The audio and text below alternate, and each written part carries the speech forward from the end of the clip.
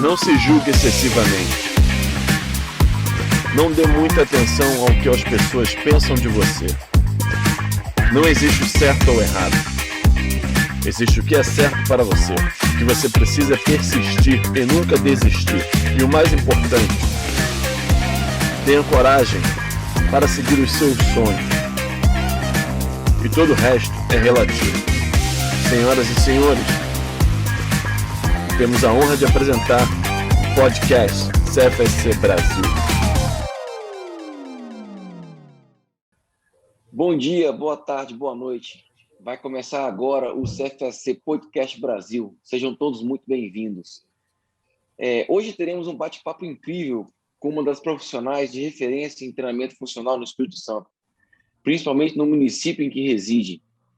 Formada em Educação Física pela UFES, mestre em Educação Física, cotidiano, currículo e formação docente, especialista em treinamento funcional, certificada pelo GAF e pelo SCT, tem curso de formação e avaliação e reprogramação do movimento, certificado internacional da FMS, do DNS, também uma certificada do CFSC. Eu sou o Master Coach Vinícius Moisés e estou aqui junto com o Master Coach Carlos Félix para conversar com ela, Gabriela da Silva Pereira, mais conhecida como Gabi Black. Seja muito bem-vinda, Gabi. Como é que você está? Tudo bem? Obrigado mais uma vez aí pela presença no nosso podcast CFSC Brasil. Show de bola. Obrigado, Vini, pela apresentação. Agradeço o convite, né? Agradeço o Félix por essa disponibilidade também de estar aqui com a gente hoje. Hoje, inclusive, é um dia, assim, terrível, né? Nós estamos vendo aqui no estado do Espírito Santo, para quem não sabe de onde a gente fala. Há um ano atrás, exatamente dia 19 de março de 2020, fechávamos, né, as academias. Período que se prolongou por 7 meses. E hoje, novamente, a gente está revivendo esse grande pesadelo. Então, assim, hoje foi um dia extremamente pesado para todos nós, né? Eu tenho 2 noites que eu não durmo direito. Tinha até o Vini, quando me falou o horário de 9h30 da noite, eu briguei um pouco com ele, porque a minha programação, Félix, aqui eu vou mostrar para vocês não acharem que é mentira, tá? Dá uma olhadinha aqui. É assim o meu dia. E aí eu acordo 4h30 todos os dias e tenho um horário fixo para dormir. Eu não durmo depois das 10, mas aí é uma exceção porque o Vini pediu. Mas assim, faz 2 noites que eu não durmo bem. Então hoje tá tranquilo até fazer isso porque eu não tô com sono. Embora tenha acordado aí às 4h30 da manhã, não tô conseguindo dormir bem nos últimos dias por todos esses acontecimentos que de fato, né, nos preocupa. E, infelizmente, a gente não tem conseguido perceber ações efetivas por parte dos governos, né, independente de partido, que venha nos favorecer nesse momento tão terrível, que assola todo mundo, né, não só a gente. Mas aí hoje, né, dia 19/3 de 2021, a gente revive todo esse ano. Um ano depois, a gente, infelizmente, não teve progresso e estamos aqui novamente, né, em estaca zero, vamos assim dizer, né. É isso. É verdade. Mas tenho certeza que dias melhores virão aí. Bom, Gabi, eu te conheço um pouco melhor e eu queria trazer isso para o público agora, para as pessoas entenderem quem é você, o que e como e aonde você faz esse tipo de trabalho que eu já conheço, que é maravilhoso. Então, assim, explica um pouco para a gente, Gabi, da onde você é, onde você mora, qual é o tipo de trabalho que você faz na sua comunidade, como as pessoas conhecem você no seu bairro, no seu município. Conta pra gente um pouquinho quem é Gabi Black. Assim, é até um pouco difícil responder essa pergunta, né? Porque essa pergunta dá até um livro, né? Se dá. São tantas histórias em uma história, muito complexo. Até para eu sintetizar isso aqui para a gente conversar, mas vamos tentar fazer isso. Eu sou a Gabriela da Silva Pereira e eu sempre falo para as pessoas o meu sobrenome completo, porque a minha história começa no meu sobrenome, né? O Silva Pereira no Brasil não é nome de gente rica, a pessoa sabe disso, não é sobrenome de gente rica. É sobrenome de gente pobre, pessoas comuns, assim como eu sou. Mas eu gosto de falar o meu sobrenome. Toda vez que eu falo meu sobrenome, eu também celebro a história dos meus pais, né? E eles têm, assim, uma grande contribuição para a oportunidade de formação que eu tive, para a pessoa que eu sou hoje. Eu sou filha de um vendedor de lojas de roupa. Minha mãe, durante muito tempo, foi empregada doméstica. Depois que eu entrei na faculdade, minha mãe se motivou a estudar. Minha mãe hoje é professora. Então, assim, a minha história de vida foi uma história de muita luta, né? De muita dificuldade. Mas graças a Deus a gente conseguiu vencer um período turbulento, né? E hoje a gente tem uma vida um pouco mais confortável. Mas assim, entrei na universidade aos 17 anos. Quando eu entrei na universidade, eu fui a primeira da família a ter botado o pé na UFS, vamos colocar assim, né? Ninguém na minha família tinha um curso superior e a minha avó teve 12 filhos, então não estou falando de uma família pequena. Minha avó, por parte de pai, teve 12 filhos, a minha mãe é filha adotiva, então a família da minha mãe eu não tive contato. Mas, assim, a minha família era muito grande e ninguém teve acesso a um curso de ensino superior.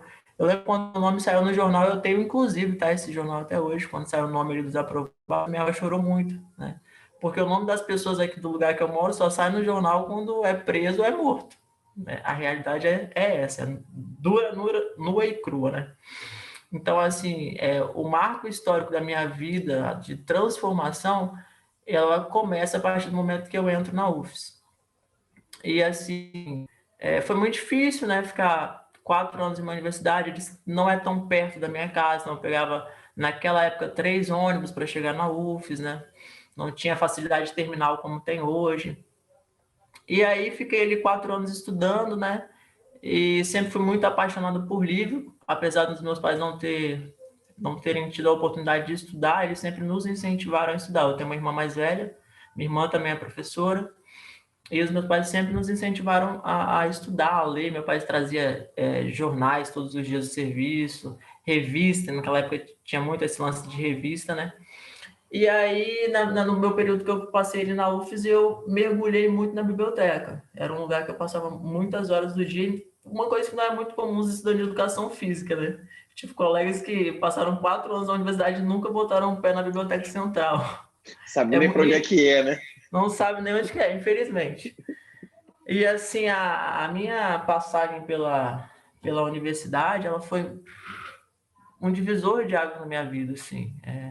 A minha vida depois da UFES, eu costumo falar para as pessoas assim, o que seria de mim se não fosse a UFES? Porque uma vivência universitária, eu conheci pessoas diferentes, eu nunca tinha saído do estado quando eu entrei na UFES, né? Então, assim, uma bagagem cultural muito grande para mim, passar um tempo na universidade com pessoas diferentes de outros estados, de outros países, ter essa vivência, esse leque de oportunidades que eu tinha lá dentro, foi um grande divisor de águas na minha vida. E aí eu fiquei 4 anos lá, estudando e tal, né, no curso de formação. Entrei para a educação física porque eu era muito apaixonado por esporte, jogava bola na época, né? E a minha afinidade com o esporte me fez escolher a educação física. E no momento que eu já estava lá na UFES, eu já virei uma grande... Cara, vocês não têm noção. A minha aprovação no vestibular foi um grande marco, assim, no meu bairro. Eu ter sido aprovado no vestibular, assim, já me tornou uma grande referência aqui de inteligência, de uma pessoa detentora do saber, porque as pessoas aqui não eram muito acostumadas com isso, né? E aí entrei no movimento estudantil, na UFES tive vivência no movimento estudantil, fui presidente do diretório acadêmico e fui construindo a minha trajetória curricular nesse sentido, né? Passava o dia todo na UFES e aproveitava muito aquele espaço. E aí, logo que formei, já ingressei no mestrado, passei ali 2 anos estudando, me interessei muito por esse lance da formação, eu tinha muitos questionamentos em relação à formação, à distância, né, entre formação e prática, querendo fazer essa discussão, e aí fui para o mestrado para discutir isso. Ao longo do mestrado, tive a oportunidade aí de já conhecer o primeiro curso de funcional, que era com o pessoal da GAF, né, o Alexandre, na época. Se eu não me engano, acho que foi uma das primeiras turmas de funcional que teve, que tinha uma boa galera aqui do estado. E comecei a estudar sobre isso porque eu já estava trabalhando, né, entre aspas.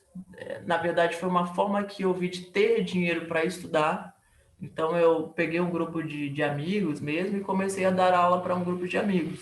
E aí senti a necessidade de me especializar em algo para começar a desenvolver melhor o meu trabalho, e foi onde eu fiz esse curso da GAF. Quando você diz que começou a dar aula para grupo de amigos, foi no seu bairro, na sua área? Na minha casa, isso. Na minha casa. Na verdade, o estúdio ele começou no fundo da minha casa. A minha história toda assim, eu nunca trabalhei para ninguém, eu nunca estive numa sala de musculação, por exemplo. A minha história já começou eu, né? E assim, eu sempre tive um perfil muito empreendedor, porque a minha família sempre teve comércio, né? A gente teve lanchonete por 12 anos. Eu vendi cachorro-quente já na frente do mercado. A gente já vendeu lanche de porta em porta. Então, assim, a minha história de vida, desde meus 12 anos eu trabalhava já. Fiz todo o período de graduação também trabalhando, sempre nesse trabalho assim, né? Lance de relacionado a vendas e tal. A minha família sempre foi muito envolvida com isso. A minha carteira de trabalho nunca foi assinada. Tem uma carteira de trabalho só de enfeite aqui em casa. Então, assim, eu nunca tive essa experiência de trabalhar para alguém. Então, na minha cabeça, nem passava em colocar um currículo em algum lugar para trabalhar. Vou ficar 8 horas trabalhando para alguém, nada, cara. Eu vou me virar aqui, vou ganhar um dinheiro enquanto eu estou estudando, né? E aí fui juntando uns amigos, né, uns colegas aqui do bairro. Falei, cara, vou começar a dar aula em casa. E cobrei a minha primeira mensalidade, que custou R$ 60. Ó, R$ 60 cada um. Vocês vêm aqui em casa, eu fiz a conta exatamente do dinheiro que eu precisava para me alimentar na UFS, transporte, material, né? Que aí eu desafogava os meus pais desses gastos, era essa a minha preocupação. E aí comecei a trabalhar assim. E pesquisava coisas na internet, não se falava de funcional naquela época aqui, né? Era pouquíssimos lugares que já trabalhavam, mas assim, muito forte em São Paulo, que achava muito material de uma galera em São Paulo e tal. Então, como é Rio que de Que ano mais Janeiro. ou menos, Gabi? Isso é 2014, 2015, E como é que você Uhum. conseguia 13, material 14, para aula? 15. Aí, olha só, eu penso que todo mundo que começa com funcional começa sem saber o que está fazendo. Essa é a verdade. Todo mundo que começa, se você não tem ninguém para te orientar, você começa sem saber o que você está fazendo. Você não sabe o que você está fazendo. Você vai fazendo ali com base nas coisas que você viu na faculdade, né? Umas coisas que você acha legal, umas coisas que você acha interessante, mas você não tem muita mentalidade em relação a propósito. Por exemplo, a minha mente hoje em relação ao funcional, eu olho para as minhas fotos antigamente e falo, meu Deus, como é que eu estava fazendo uma merda dessa? Puta que pariu. Por essa minha vivência, aí às vezes eu tô com alguns colegas, né, a gente olhando rede social, aí vê uns caras fazendo umas coisas que não são legais, eu nem julgo, porque eu falo, cara, é exatamente assim, é através do eu que você vai chegar, né? Assim, agora o cara não pode ficar errando por errar sem curiosidade, né? Porque você erra, mas com É, curiosidade, né? Pra exatamente. Pensa em evoluir, pelo menos, né? Isso, pra você sair daquilo ali. Mas eu fazia muita cagada, bicho. E graças a Deus eu nunca machuquei ninguém. Foi Deus, tá? Porque era merda, merda atrás de merda. Você não tinha informação que a gente. Pô, se eu tivesse, cara, canal no YouTube, hoje você digita lá, você vê, né, palestras e uma caralhada de coisas que antigamente não tinha. Então, assim, ficava completamente perdida, mais ou menos noção, né? Porque o funcional ele não é tão novo, né? Na verdade, as pessoas foram melhorando metodologias, né? Assim como CrossFit, né? Calistenia e etc. Então, assim, eu tinha uma ideia do que eu queria fazer, mas essa ideia não era bem ajustada, arrumada. E eu, de fato, sentava no YouTube, via vídeos de exercícios e pesquisava e montava o meu programa. Mas eu não tinha uma clareza de montagem de programa, do que fazer, de como fazer, eu fazia. O meu conhecimento ele começou pela área prática. Prática, e a partir de ouvir, de ver o que dava certo, o que não dava. E eu tinha experiência com pesquisa, então isso para mim não foi tão difícil, porque eu tive experiência com pesquisa na graduação. O que é pesquisa, né? É você testar. Que dá certo, você vai testando, avaliando, reprogramando, testa novamente. Uma hora aquilo ali vai fluindo. Então, a minha experiência prática era isso. E aí eu comecei pô, cara, eu preciso fazer uma coisa diferente, porque eu olhava para o meu bairro, os serviços relacionados a exercícios físicos era uma porcaria. Não tenha mudado muito, mas assim, era muito ruim. Desde do primeiro atendimento até o chegar ao ápice do cara se machucar. Então, assim, desde o primeiro contato com o aluno, era tudo muito ruim. E os caras tiravam uma grana. Eu falava, cara, não é possível que os caras estão ganhando dinheiro assim, eu não vou ganhar, velho. Eu vou tentar. Você fazia sem equipamento? Que equipamento você usava? Como é que você fazia esse Eu tenho meu primeiro. Seria legal se eu tivesse lá no estúdio, mas. Não vai me falar que você bolou equipamento, inventou equipamento e construiu. Empreendedorismo total, hein? Se você falar. Não. E eu vou falar uma coisa: esse negócio que o pessoal faz hoje de passar fita para virar escada, eu já fazia porque eu não tinha dinheiro, tá? Marcar o chão com fita. Marcar o chão. Isso. Eram estratégias que eu já criava, mas não porque era prática, porque eu não tinha grana para comprar material. Mas o primeiro material que eu tive foi um carabel de 4 quilos, laranjinha. Eu tenho ele lá no estúdio, é um quadro, né? Lá no estúdio tem ele. Simbólico, bacana.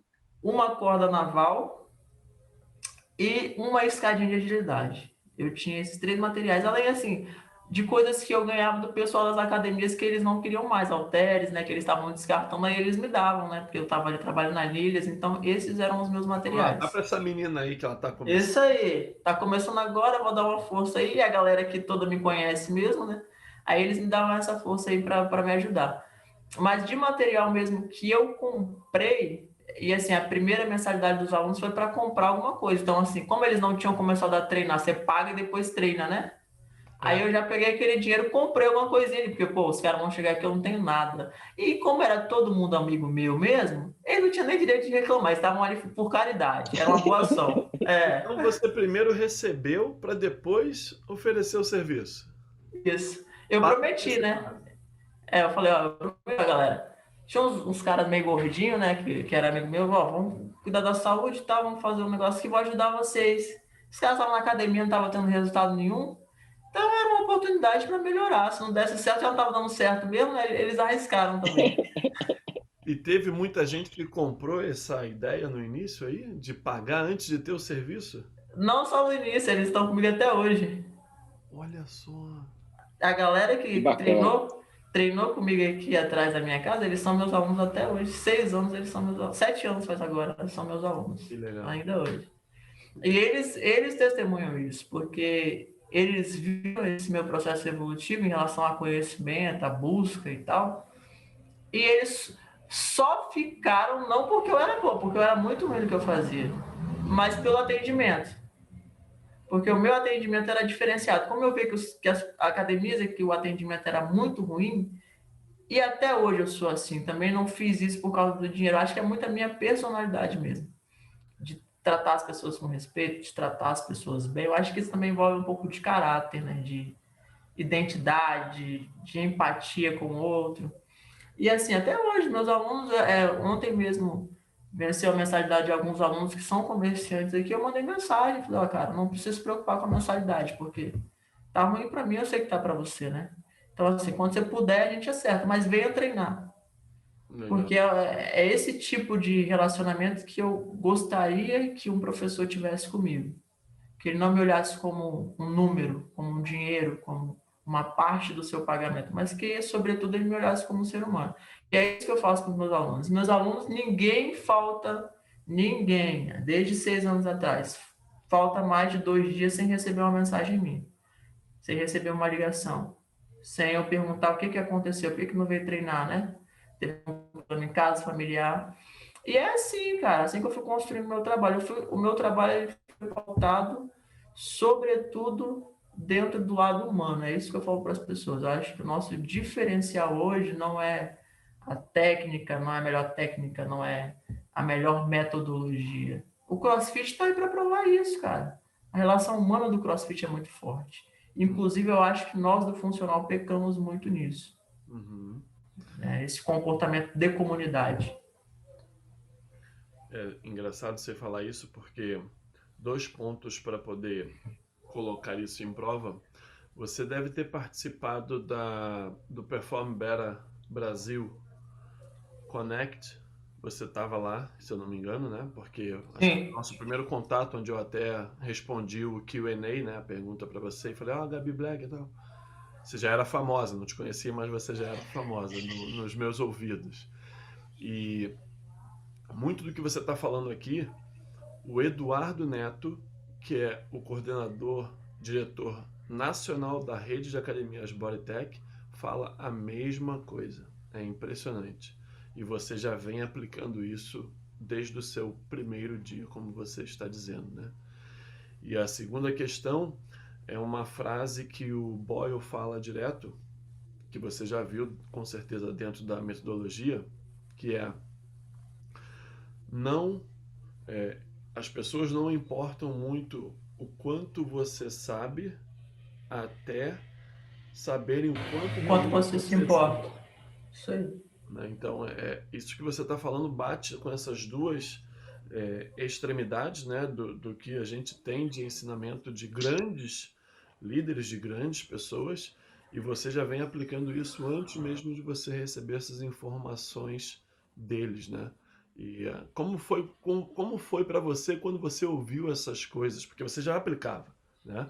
E você fala, nossa, o que ele está falando eu já faço. Como foi para você começar a identificar que o seu empreendedorismo, a sua visão empreendedora, faz sentido com grandes players, né, ou grandes treinadores do mercado?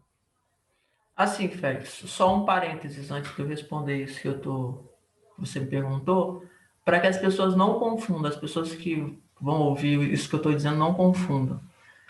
O tratamento humano, ele é muito importante, mas nós somos profissionais de educação física. É importante frisar isso, que o conhecimento técnico, ele precisa também estar ali.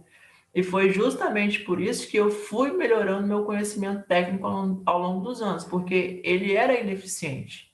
E na medida que as demandas iam chegando, né, as demandas dos meus clientes iam chegando, eu ia percebendo que eu precisava estudar para conseguir dar um retorno cada vez melhor. Só para deixar esse parênteses. Então, assim, a gente precisa carregar essa relação humana bem estreitada e bem alinhada, mas a gente também precisa estar com conhecimento técnico bem apurado e bem afiado, só para que as pessoas não confundam. Assim, quando eu comecei a me aprofundar nos estudos do Boyle, né, Ray Cook, dessa galera que está mais voltada para o funcional, eu me identifiquei muito, e assim, muito mesmo, justamente porque são metodologias que respeitam a individualidade dos clientes. Então, assim, isso para mim foi fundamental. Fundamental para que eu continuasse nessa linhagem, fundamental para que eu não desistisse dessa linhagem, mesmo com tantas outras metodologias surgindo. E isso nos seduz porque aparentemente há um público maior, né? Há um mercado mais luxuoso em termos de público, vamos assim dizer. Não sei se fica claro para vocês, mas que se organiza talvez melhor do que a gente em termos de comunidade. Mas a metodologia, a forma de tratar, o trato com o cliente, acho que isso foi o que mais me conquistou, na medida que eu ia estudando sobre isso. E nesse evento que você está falando, foi o primeiro evento assim ao vivo que eu tive contato, né, virtualmente com o Mike Boyle. E assim, para mim foi fantástico, porque eu já era muito fã dele, né? Já admirava, inclusive, meu grande sonho, assim, tá ali no meu projeto dos próximos 5 anos é conseguir ir para os Estados Unidos, passar uma temporada, né? Ver o que esse cara faz pessoalmente, porque eu acho realmente, assim, que ele foi um cara que, pô, ele teve uma grande sacada, né? Em organizar tudo isso, estruturar tudo isso. Eu já achava ele muito bom como profissional. Depois daquela palestra, eu achei ele muito bom como ser humano. E eu sou do tipo de pessoa que o cara pode ser um excelente profissional, mas se ele for um ser humano merda, eu não quero nem ler o que ele está escrevendo, cara. Eu não consigo, eu tenho um ranço. Então, Da assim, preguiça. então eu criei uma grande afinidade com ele depois daquela palestra, porque eu vi o quanto ele é humilde, é um cara que sabe muito, mas ele não é soberbo. Ele é disposto a te explicar, a te responder, ele é muito aberto. Pô, o cara deixou o e-mail dele lá para quem quisesse, né? Então, assim, muito solícito. Mas só pode mandar um e-mail, e se mandar um e-mail. Então, assim, eu fiquei muito feliz, na verdade, muito feliz porque às vezes eu me vejo muito só aqui na minha região. Eu me sinto muito só nesse trabalho que eu faço. E eu realmente gostaria que tivessem mais pessoas que fizessem esse tipo de trabalho, porque a comunidade é muito carente disso, né? E isso gera um grande efeito negativo para a sociedade, que às vezes as pessoas não conseguem enxergar isso. Vou dar um exemplo aqui claro. Olha o que a gente vive hoje. Uma grande pandemia, e essa grande pandemia ela teria efeitos menores, já está comprovado cientificamente, se as pessoas fossem mais saudáveis, se as pessoas se exercitassem mais, se as pessoas se alimentassem melhor. Mas por que as pessoas não fazem isso? Porque não existem profissionais interessados em educar essas pessoas nesse sentido, né? Todas essas pessoas nesse sentido. Então, o movimento hoje ele precisa ser democratizado, né? Ele precisa chegar em mais lugares, ele precisa ter acessibilidade para que as pessoas que realmente precisam se exercitar comecem a fazer alguma coisa. A gente precisa mudar esse cenário, porque a tendência que a gente tem visto é que as coisas pioram, as pessoas estão cada vez se alimentando pior, as pessoas estão cada vez se movimentando menos, e isso é nossa responsabilidade. Nós, ainda que os outros não reconheçam, nós somos profissionais da saúde. Você tocou num ponto importante e interessante, Gabi, e aí eu queria entender um pouco melhor no seguinte sentido. Você falou que mora num bairro de periferia, né? E isso não é preconceito algum, de forma alguma, mas a gente também tem um conhecimento que aqui no Brasil, os bairros de periferia, as pessoas têm uma instrução deficitária, vamos dizer assim. Como é que você fez para o seu trabalho chegar a essas pessoas e que elas entendessem que aquilo realmente é uma coisa importante para elas, como que você fez o seu trabalho virar um produto necessário para eles? Essa é a grande pergunta. Como é que você saiu dos fundos da sua casa, por exemplo? Porque se você saiu dos fundos da sua casa e montou um espaço, é porque você conseguiu entregar, e o mais importante de tudo é disseminar uma forma de trabalho que as pessoas realmente viram o resultado e entenderam que aquilo ali realmente é uma necessidade básica. Como é que você fez para sair dos fundos da sua casa, construir o que você tem hoje, porque hoje a Gabi ela tem um estúdio de treinamento funcional, e não vou dizer ser reconhecida não, Gabi, eu acho que isso é uma coisa natural que vem. Mas como é que você conseguiu levar o seu profissionalismo, o que você trabalha, o que você faz de melhor, ao entendimento dessas pessoas que moram nessa região, por exemplo? Vini, essa é uma coisa assim que eu, na minha dissertação de mestrado, eu fiz essa discussão e hoje, na minha atuação profissional, eu vejo que ela ainda é muito forte, assim. Para mim, não teve tanta dificuldade no sentido de, sabe, ser desgastante. Nossa, fala, a pessoa não entende, porque eu sou licenciado. Então, a minha bagagem pedagógica de formação também existe. Eu trabalhei 2 anos em escola. E ser professor, cara, você vai ensinar uma abecedário para uma criança de família pobre e vai ensinar uma abecedário para uma criança de família rica. O conteúdo não muda. O conteúdo programático das escolas no Brasil são o mesmo. A criança está na escola particular para a criança estar na escola pública. O que um professor faz? Transposição didática, que a gente chama, né? Você pega aquele conhecimento, transforma aquele conhecimento em uma linguagem que seja apropriada para que aquela criança aprenda e ela vai aprender. Então, assim, o que eu fiz dentro do funcional foram metodologias que eu usava na escola. E aí eu lamento muito que o bacharel hoje ele seja muito restrito a essa área.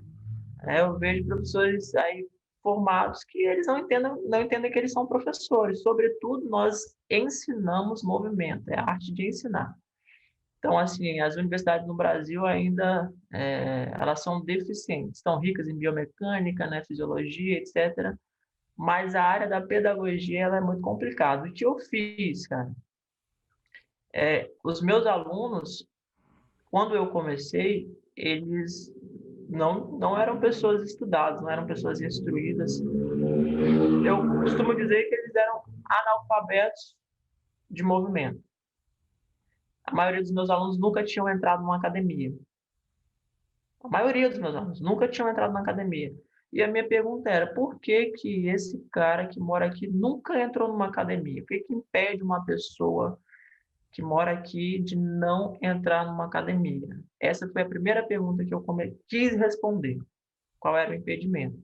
E aí eu descobri que as pessoas não entravam na academia porque o símbolo da academia eram pessoas esteticamente diferentes dela. Não tinha aquele padrão que ela tinha, não se alimentava da forma que ela se alimenta, não vestia as roupas que ela veste, não ia aos lugares que ela vai. Então, foi essa pergunta que eu respondi.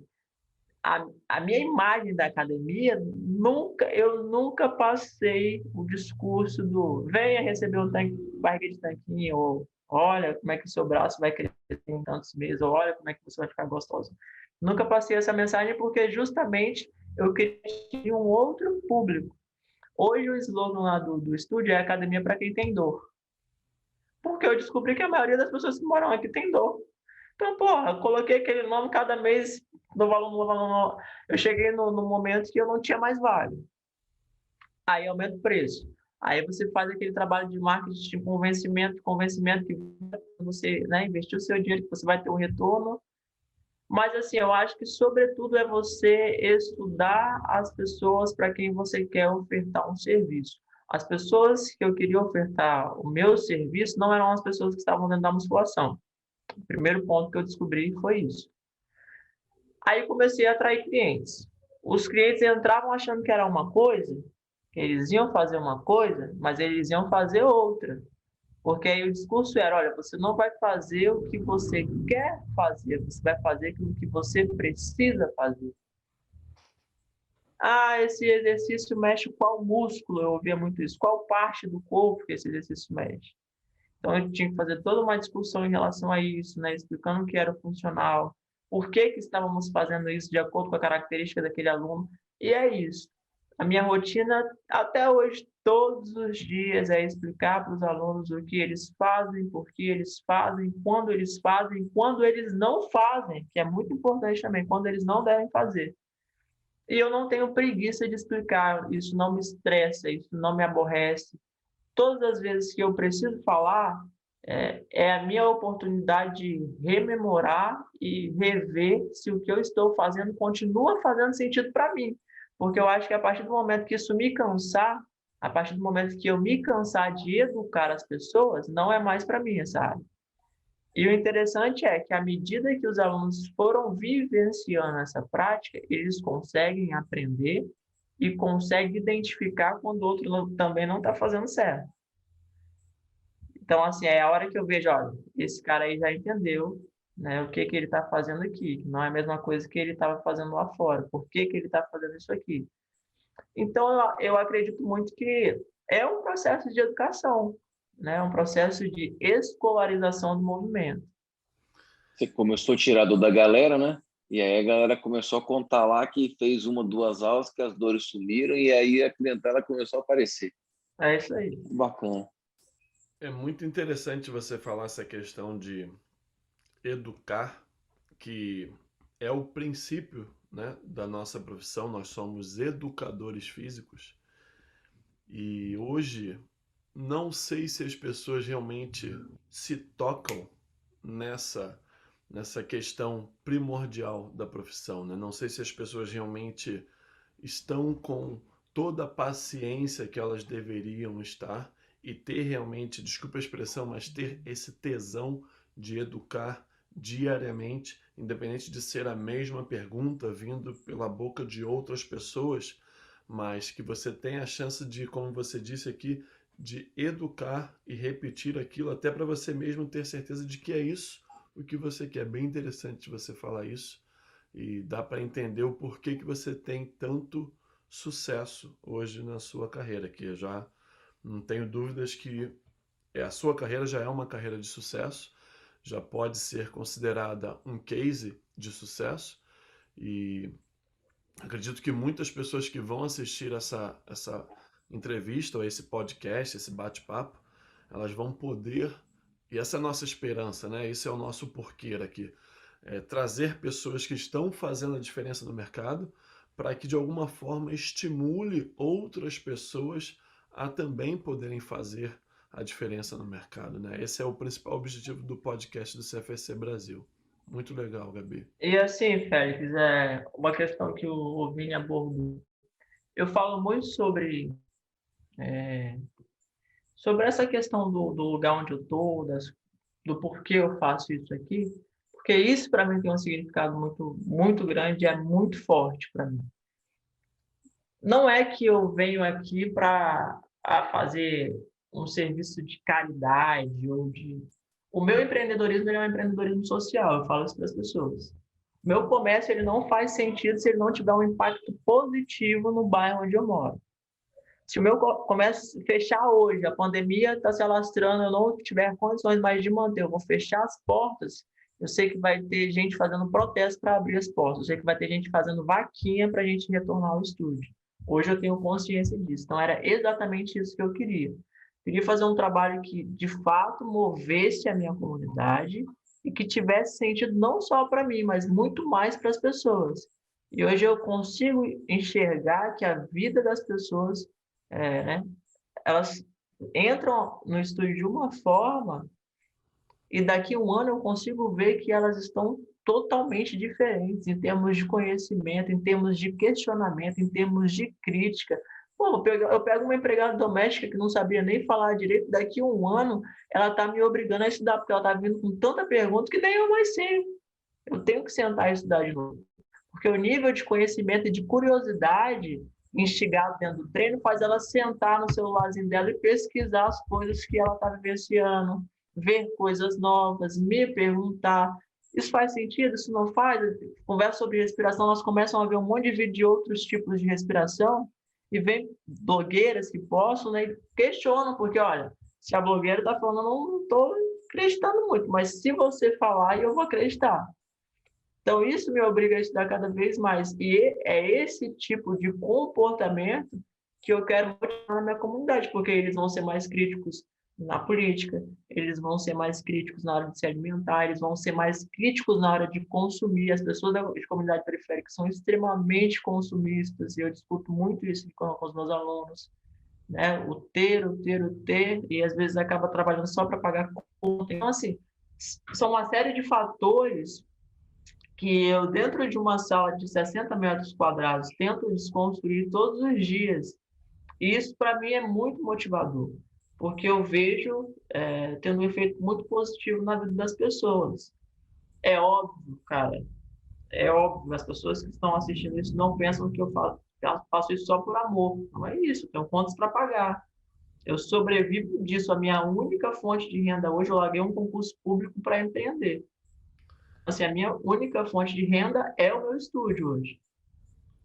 E hoje você se arrepende dessa decisão de ter largado o concurso público e viver do estúdio? Você consegue hoje viver do estúdio? Você tá feliz vivendo do estúdio? Sim, cara, eu... Não pela, deixa eu recolocar, não pelo retorno financeiro, mas pelo impacto que você está causando na vida de pessoas que de repente, sem ter você, não teriam essas oportunidades? Assim, Félix, na verdade não é nem só pelo impacto financeiro, nem só pelo impacto na vida das pessoas. Porque eu queria ter um estilo de vida que era diferente do que eu vivia no concurso público. Trabalho na escola no Brasil, ele é um trabalho muito complicado, assim. E é um trabalho que, se você for uma pessoa com a minha personalidade, você entra na vida dos alunos e você, se você não se cuidar, você acaba adoecendo. Eu ia para a sala de professores e eu via a maioria das minhas colegas de trabalho tomando vários remédios, né, acima do peso. E eu olhava para elas, não era aquele tipo de vida que eu queria para mim. E eu estava começando na carreira e eu pensava, cara, eu ainda tenho tempo de sair disso aqui, porque não é o que eu quero. E o estilo de vida que eu queria é um estilo de vida que eu conseguisse trabalhar, mas sobretudo que eu conseguisse viver. Eu valorizo muito isso. Então hoje eu fico na minha casa, o meu estúdio é embaixo da minha casa. Se a minha mãe precisar ir ao médico, eu levo minha mãe ao médico, eu cuido das coisas da minha mãe, eu cuido das coisas do meu pai, eu estou na minha casa. Então, assim, eu não pego trânsito, eu não tenho essas dores de cabeça que eu tinha de trânsito, de estar em um ambiente que é um ambiente tóxico para a saúde mental. Então, cara, hoje eu acordo às 4:30 da manhã, eu tenho um ritual semanal, um ritual de vida. Eu não entro na agenda de ninguém, a não ser com raras exceções. A minha agenda é minha, eu tenho hora para acordar, eu tenho hora para dormir, eu tenho hora para me alimentar. Eu faço exercício todos os dias, eu vou à praia dias de semana, os meus horários fixos de trabalho são segunda, quarta, terça e quinta eu trabalho um horário à noite, um horário de manhã, e o resto é meu dia. Então, olha, qual o serviço que vai me dar essa oportunidade? Legal. Você tem outras pessoas trabalhando com você no estúdio hoje, não é só Eu, você. eu tinha, até 2020, o Charles, que dividia a sala comigo, e tinha um rapaz que ficava na recepção. Com a pandemia, natural, a gente teve que cortar custos ali até para a empresa sobreviver. Como? E aí é o fato, na hora que você trabalha na periferia aqui é perto, né? Na maioria dos meus clientes estão no subemprego, e assim, veio a crise, por subemprego é o primeiro setor ali a tomar pau, né? Então, assim, a maioria dos meus clientes, desde 2019, na verdade, a gente vinha enfrentando crise política, né? Todo aquele quadro que a gente teve no Brasil, socioeconômico, que impactou diretamente nas periferias. E aí o meu trabalho estava aqui. Então, eu precisei cortar alguns gastos e aí eu também não queria abandonar a pessoa que trabalhou comigo assim à mercê. Logo em 2020, quando surgiu o lance da pandemia, eu divulguei todo um lance de turma online e tal, e aí eu deixei ele com 50 clientes online, para ele escolher quem ele fosse trabalhar, para que ele tivesse uma renda durante o ano, apesar dele não ter só aquela renda, né? Mas ainda assim eu achava justo fazer isso. E aí ele ficou com alguns dos meus clientes, né? A galera gostava muito dele também. E a pessoa que eu tinha na recepção eu tive que dispensar. E aí, justamente por isso, hoje o estúdio funciona só segunda, quarta e sexta oficialmente, porque como é só eu hoje, para todas as áreas do estúdio, Uhum. eu escolhi trabalhar menos, né? Abrir menos o estúdio Uhum. e ter um tempo para dedicar à parte administrativa, né? Tudo, exatamente tudo sou eu que faço, rede social, né? Todo o meu marketing sou eu que faço. Então, assim, hoje a minha tarefa é essa. Não está pesado os horários de atuação para quem já trabalhou em escola, traz trabalho para casa, o que eu faço hoje não é nada. Uhum. Entendi. Legal, legal. E o seu lado empreendedor, dá para ver que vem da família, como você disse aqui, né? Você desde cedo viu essa veia empreendedora, dá para ver claramente que você tem esse lado bem desenvolvido, mas depois que você saiu dos fundos da casa, abriu um estúdio, realmente viu que o negócio cresceu, e aí, você se preparou um pouco mais para esse lado empreendedor ou não? Porque você é uma pessoa que, quando vê uma possibilidade de melhorar a sua educação, você vai lá e melhora a sua educação. Você viu que você abriu um negócio sério, né? O negócio ficou mais sério.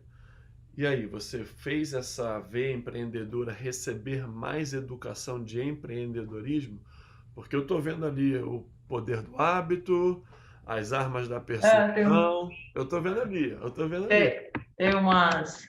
Aqui, na verdade, o meu guarda-roupa eu não vou abrir para vocês, porque está muito bagunçado hoje. Mas, assim, eu não tenho roupa. Minha parte de roupa no guarda-roupa é bem. Eu sou extremamente assim, minimalista. A minha linha é essa. Eu tenho descobrido isso ao longo do tempo, porque na verdade eu acho que eu nasci minimalista. Depois eles inventaram esse conceito, né? Mas as duas portas ali do meu guarda-roupa tem livros, Eu gosto também de música, então tem uns violões ali, tem 3 violões, cavaquinho, pandeiro, eu gosto de música. Então, a Preciso visitar sua DVDs, casa. Preciso visitar sua vinil, casa rápido. vinil, tem umas coisas legais aqui no quarto, umas coleções que eu gosto de ter também. Mas assim, cara, eu acho que eu nasci no tempo errado, minha mãe fala isso. Eu nunca fui numa boate, eu nunca perdi uma noite de sono em, olha, eu vou pra uma boate hoje e tal. A minha vida sempre foi muito pacata. Eu gosto de acordar cedo, eu gosto de ler, eu gosto de ficar na minha casa, eu gosto de churrasco com os amigos. Eu não gosto muito desse lance de farra, sabe? Aglomeração. E para mim, o isolamento não teve dificuldade nenhuma, porque eu adoro ficar em casa, adoro ficar com a minha família em casa. Então, eu sou muito assim, gosto do meu espaço, eu gosto, e isso facilita para a gente ler, para a gente estudar, para a gente pesquisar. Eu acho que o clima no Brasil não favorece muito isso, que tem dia que tá um calorão dos infernos. Então, assim, a gente seria mais inteligente se estivesse em outro país, mas a gente é esforçado. Então, assim, na medida que eu vou conversando com as pessoas, eu gosto de conversar com pessoas de outras áreas, assim, que fizeram outras faculdades, né? Eu gosto de ter contato com essas pessoas, o pessoal.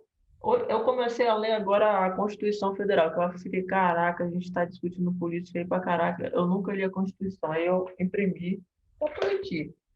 Imprimi e tô lendo agora, porque eu estava me sentindo analfabeto na hora de discutir umas coisas com um amigo do direito lá. Eu indignada e ele sempre na linha do direito, né? Porque é a formação dele. Eu disse, não, esse cara não vai poder me ganhar. Então, eu estou estudando aqui para provar para ele que tem umas coisas que não tem sentido na minha cabeça. Mas, assim, eu gosto de ter esse tipo de conversa com pessoas de outras áreas. E aí, Félix, assim, eu sempre concretizo um passo pensando em outro. Concretizo um passo pensando em outro. Quando eu consolidei o estúdio, olha, eu vou precisar de um espaço maior, porque eu entrei sabendo que ia dar certo. Quando eu comecei o estúdio, eu não tinha dúvidas que não daria certo. Eu sempre pensei, vai dar certo, esse negócio vai funcionar, porque eu olhava ao redor e não tinha ninguém fazendo isso, então não tem chance de dar errado. E aí, quando eu estabeleci o estúdio assim, mais ou menos do jeito que eu queria, eu não tenho mais espaço para crescer aqui onde eu estou. Hoje eu tenho um lote de 400 metros quadrados aqui em Cariacica também, numa área bem melhor do bairro onde eu estou, né? Tenho vista para a Baía de Vitória e tal. Então, o próximo passo é ter um estúdio desse aí. Acho que vai ser um dos maiores estúdios do estado aí, quem sabe, né? E eu tenho vários projetos na minha mente de receber os amigos. E eu ainda acho que os próximos CFCs daqui uns 10 anos, Ó, o maior espaço do estado vai ser lá. Então, olha aí assim, que bacana. Ó, vai estar aí no podcast gravado para a gente comemorar depois. ó, Registrada a data ainda e o horário, hein? Vamos ver quando é que isso vai acontecer, mas pô, que bacana. Que legal, Gabi. E, É sensacional, a sua história é muito bacana. Eu conversei com o Félix antes da gente fazer o convite oficial a você. Eu falei, Félix, eu tenho certeza que você vai se surpreender, que a Gabi ela tem uma história muito bacana de vida, de empreendimento, de carreira. E eu acho que ela traz isso com ela com muita sabedoria e simplicidade aonde onde ela reside. Mas independente de onde ela resida hoje, eu tenho certeza que aonde ela colocasse o espaço dela, teria todo o sucesso do mundo pelo perfil que ela tem e como ela lida com as pessoas.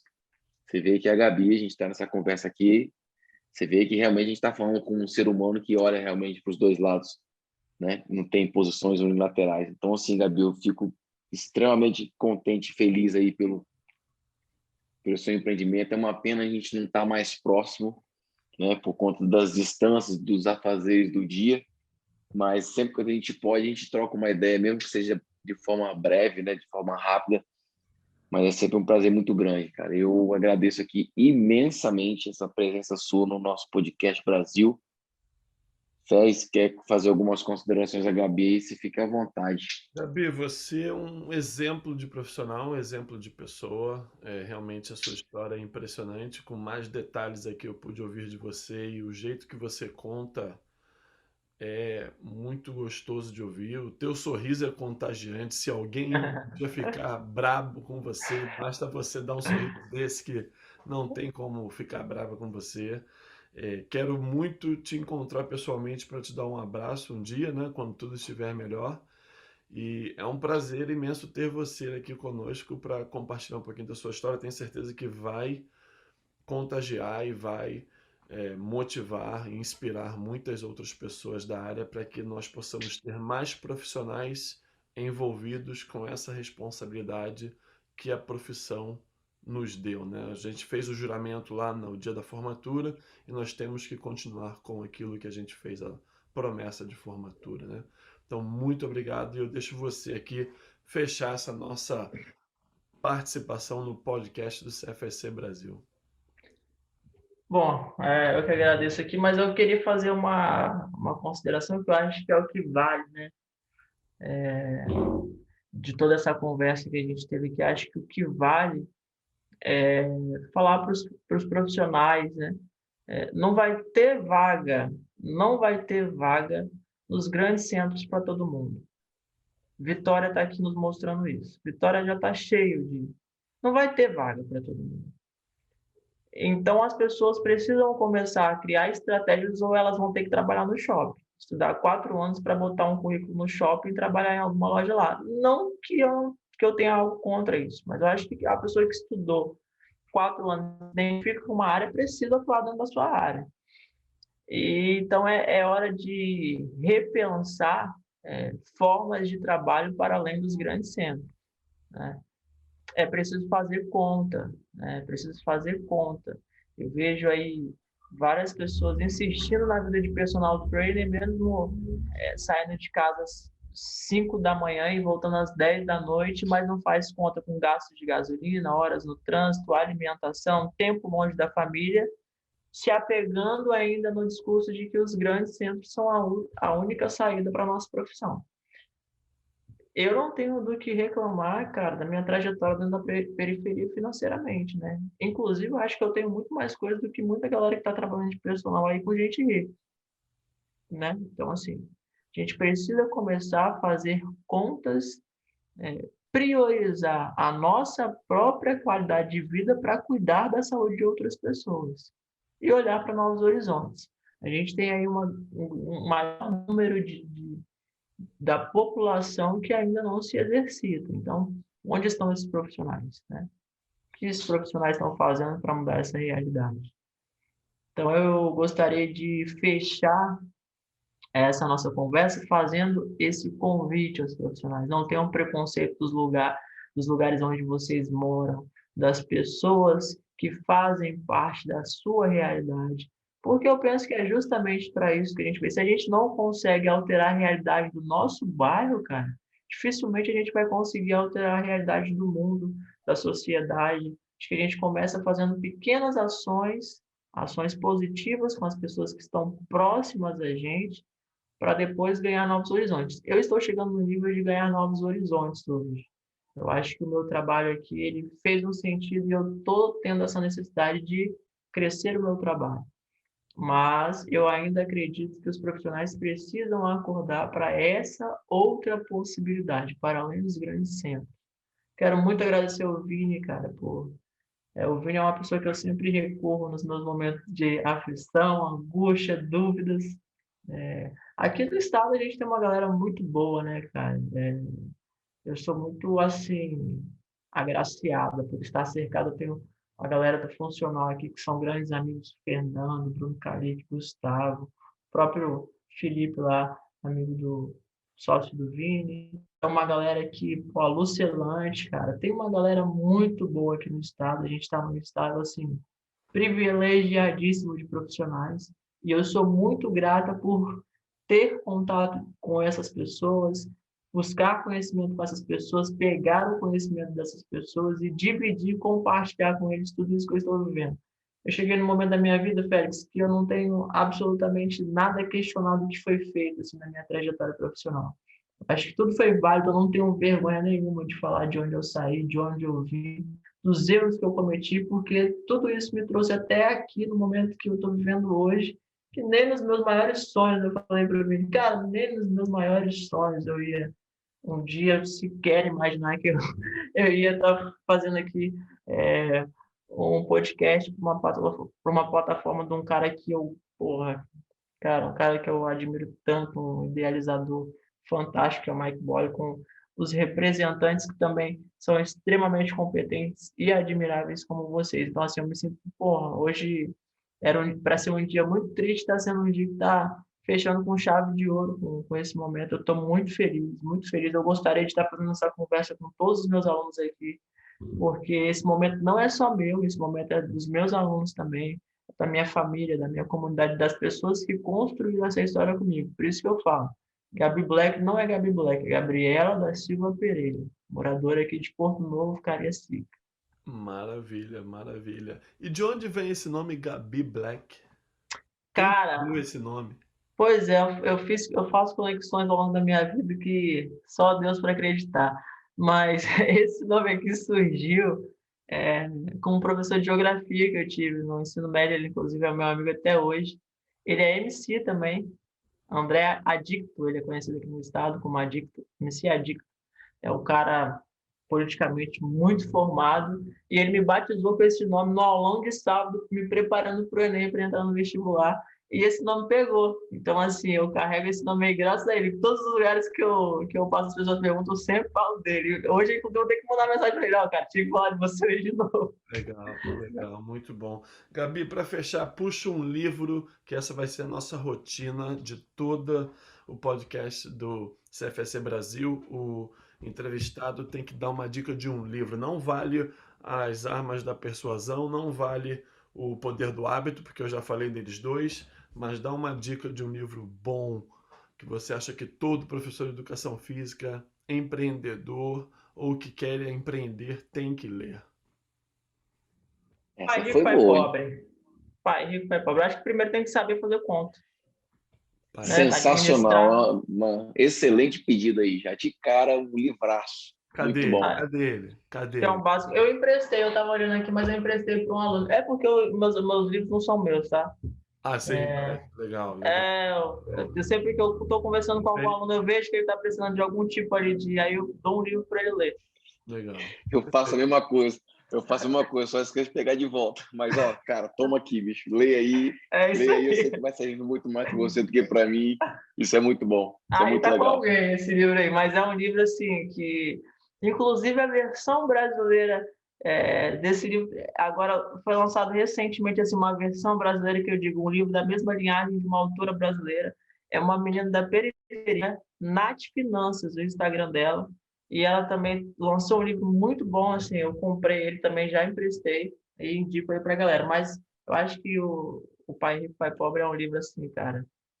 Para empreender, você tem que saber lidar com dinheiro, assim, para você ter bons resultados. Não adianta ser só bom profissional e tal. Todas as formações a gente já tem, mas precisa saber mexer com o dinheiro, se relacionar com o dinheiro.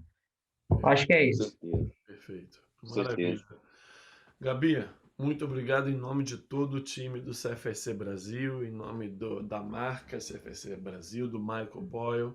É uma honra muito grande ter você aqui. Muito obrigado pela sua história, pelo compartilhamento de toda essa trajetória aí linda que você tem. E continue brilhando que você vai longe. E olha, Valeu, CFSC pode acontecer lá, hein? Vamos ver, hein? É uma profecia. Vai acontecer. Isso é muito bom. Gabi, mais uma vez, muito obrigado aí você ter participado com a gente pelo CFSC Brasil Podcast. Nós nos vemos na próxima, se Deus quiser. Grande abraço a todos, fiquem com Deus, paz e bem, hoje e sempre. Tchau, tchau, galera. Um abraço, galera. Tchau, tchau. Valeu. Sounds right.